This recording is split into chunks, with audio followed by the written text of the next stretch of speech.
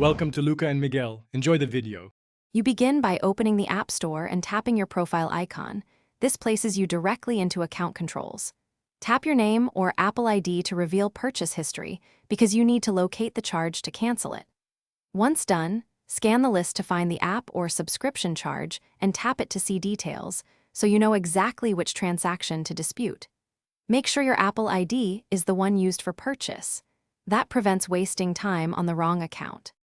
You now choose the specific purchase, then tap Report a Problem to start the cancellation request. This is how Apple receives the formal refund claim.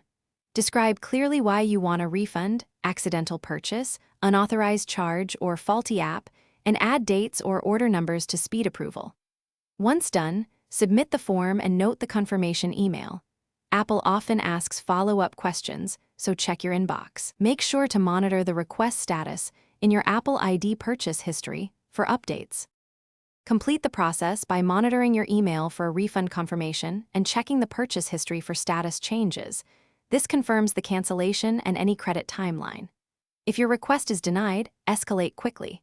Contact Apple support by chat or phone and present your evidence because human review can overturn automated denials. Once done, provide receipts, screenshots, or bank statements to prove the charge. If problems persist, ask for case or reference numbers so you can follow up efficiently and avoid repeating. Thanks for watching and please subscribe. It's the best investment you'll ever make.